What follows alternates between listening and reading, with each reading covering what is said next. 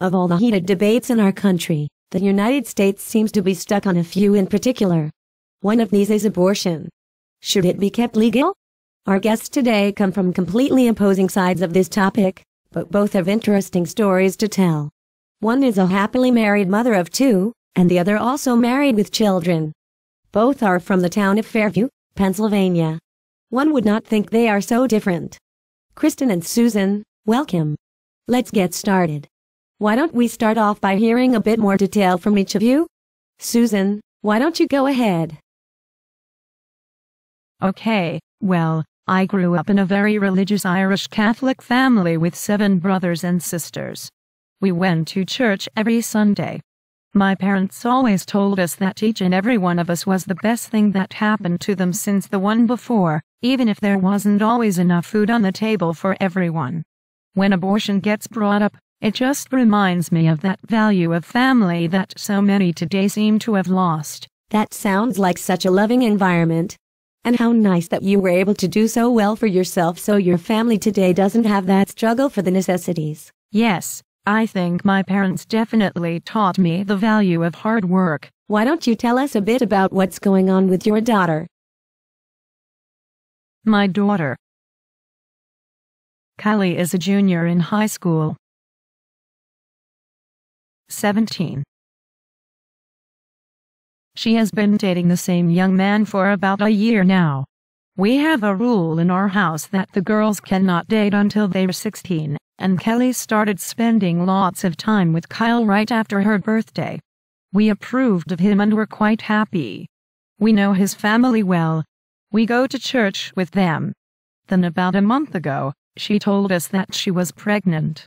6 weeks now. I see. That must have come as quite a shock to you. It really was. And is she going to raise this baby herself? Well, yes, of course. That's really the only option. We'll get to that soon. You were in a similar situation earlier in life, weren't you? As Kelly? Well, kind of. I did get pregnant at 20 while I was in college. But I knew that motherhood was not the right thing for me at the time and made the very informed and well thought out decision to have an abortion. Do you still feel today that you did the right thing? I feel more certain today than ever. I finished school, got a job, met my now husband, and had the chance to settle down before starting my family. And today I have 2 beautiful children. No regrets. That's wonderful that you're happy. Susan, has Kelly thought about abortion? Kelly would never do that. We've taught her better morals. I don't appreciate my morals being the problem here. How can you possibly think your daughter can raise a child at 17? Don't we all want better for our children than what we had? She may not want to, but she's made her mistakes and now she has to live with them. No one is perfect. Mistakes do happen, sometimes despite trying to do right. About half of abortions are the result of broken condoms or other contraceptives gone wrong. It's not like these women are being careless. Your daughter has a decision to make about what's best for her in the long run. I don't think making her have a baby is the best form of punishment for breaking your rules. Maybe that's true in some sense. But Kelly's baby is just that. A baby. A living thing. It's unacceptable to consider killing it. It's not yet though. It has no heartbeat. It's not yet breathing. Actually, until 8 weeks, it's no larger than a kidney bean. That's an interesting point to bring up, Kristen, because that's the real conflict. When does a human officially become a human? Is it the moment of conception, when the possibility is there? Or is it when it starts to take on lifelike characteristics? Everything I stand for tells me to value life from the very beginning. I think that's a general decency to live by. Everyone deserves a chance at life. Thou shalt not kill. Abortion goes against all of this. Besides, that's what sex is for. Reproduction. And that's your opinion. I can respect that. But everyone else also has the right to make that decision for themselves. Just because one person may choose not to vote, buy property, or own a gun, does that mean no one should be able to? The freedom of choice in many forms is written into our Constitution, including freedom of religion, and abortion shouldn't be any different. I just don't want Kelly to have to live with that guilt for the rest of her life. We have someone right here who would know. Kristen, how has your choice affected your life since? Clearly my life would be a whole lot different had I left school to have a baby. However, I don't feel guilty about not having a child that was unexpected and that I wasn't fit to be responsible for. Obviously I would have loved it with all my heart, but my world wasn't ready. It was a logical decision. It is estimated that 43% of US women will have at least one abortion by the time they're 45. Imagine, if abortion was illegal, how much we would be populating the world with children who are coming into perhaps unsafe homes where they can't be properly taken care of, either physically, emotionally, or financially. Surely that's something to think about. I've also heard that nearly a third of abortions are by women who have a total household income of less than $15,000 per year. Far less than is needed to raise a child. A third is still a small fraction.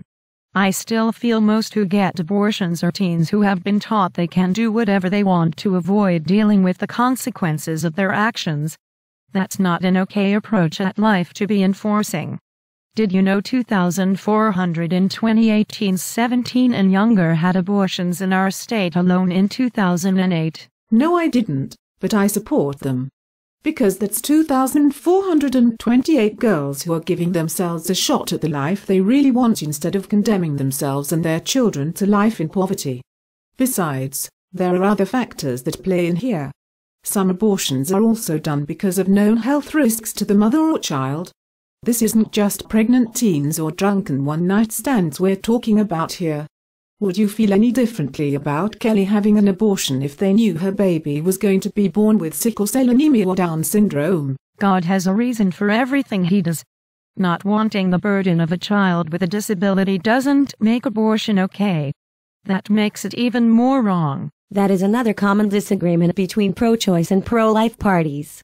Is it okay under certain conditions? Or not at all?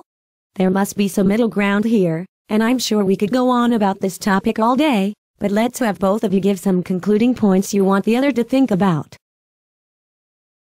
Although I know some will disagree, my daughter getting an abortion is completely my business, and it will not be tolerated in my house. It is murder. I see no way around that. A medical abortion works just like an early miscarriage. And it's not too late for Kelly to change her mind, as they're perfectly safe up to 8 weeks. But I can recognize your difficulty to understand. It's almost impossible to relate if you've never been in the situation yourself. Which is why I also find it funny that 77% of pro-life leaders in America are men, who will never have to make this decision. Anyways, I wish Kelly the best, and should she choose not to abort, I hope she raises her child with an open mind, knowing that choices about one's body and future are nobody's but their own. Thank you both very much for opening up to us. You've certainly brought up a lot to think about.